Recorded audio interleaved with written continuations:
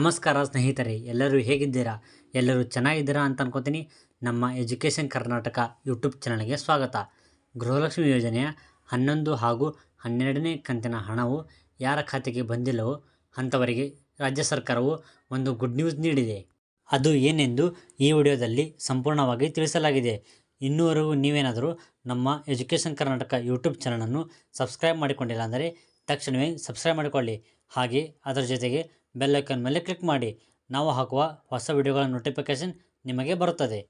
ಹೌದು ಸ್ನೇಹಿತರೆ, ಲೋಕಸಭಾ ಎಲೆಕ್ಷನ್ ಇರುವ ಕಾರಣದಿಂದಾಗಿ ರಾಜ್ಯ ಸರ್ಕಾರವು ಘೋಷಿಸಿರುವ ಗೃಹಲಕ್ಷ್ಮಿ ಯೋಜನೆಯ ಹಣವು ಕೆಲ ಮಹಿಳೆಯರ ಖಾತೆಗೆ ವರ್ಗಾವಣೆ ಆಗಿಲ್ಲ. ಅಂತಹ ಮಹಿಳೆಯರು ಈಗ ಚಿಂತಿಸುವ ಅಗತ್ಯವಿಲ್ಲ, ಏಕೆಂದರೆ ಅಂಥವರಿಗೆ ರಾಜ್ಯ ಸರ್ಕಾರವು ಒಂದು ಗುಡ್ ನ್ಯೂಸ್ ನೀಡಿದೆ.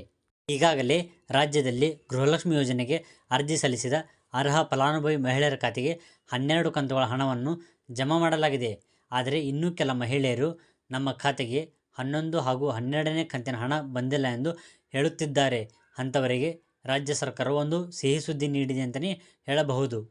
ಅದು ಏನೆಂದರೆ, ಬಾಕಿ ಇರುವ 2 ಕಂತುಗಳ ಹಣ ಅಂದರೆ 11 ಹಾಗೂ 12ನೇ ಕಂತಿನ ಹಣವನ್ನು ನಾಳೆ ಈ 20 ಜಿಲ್ಲೆಯ ಮಹಿಳೆಯರ ಖಾತೆಗೆ ಜಮಾ ಮಾಡಲಾಗುವುದು ಎಂದು ರಾಜ್ಯ ಸರ್ಕಾರವು ಅಧಿಕೃತವಾಗಿ ತಿಳಿಸಿದೆ. ಅವು ಯಾವ ಜಿಲ್ಲೆ ಎಂದು ಈಗ ನೀಡೋಣ. ಮೊದಲನೆಯದಾಗಿ ಧಾರವಾಡ, ಕಲಬುರಗಿ, ವಿಜಯಪುರ, ಬಾಗಲಕೋಟೆ, ಬೆಳಗಾವಿ, ದಾವಣಗೆರೆ, ಬೆಂಗಳೂರು ಗ್ರಾಮಾಂತರ, ಚಾಮರಾಜನಗರ, ಮಂಡ್ಯ, ಮೈಸೂರು, ಕೋಲಾರ, ಹಾವೇರಿ, ದಕ್ಷಿಣ ಕನ್ನಡ ಹಾಗೂ ಉತ್ತರ ಕನ್ನಡ ಜಿಲ್ಲೆಯ ಮಹಿಳೆಯರ ಖಾತೆಗೆ ನಾಳೆ ಬಾಕಿ ಇರುವ 11 ಹಾಗೂ 12ನೇ ಕಂತಿನ ಹಣವನ್ನು ಜಮಾ ಮಾಡಲಾಗುವುದು ಎಂದು ಸರ್ಕಾರವು ತಿಳಿಸಿದೆ.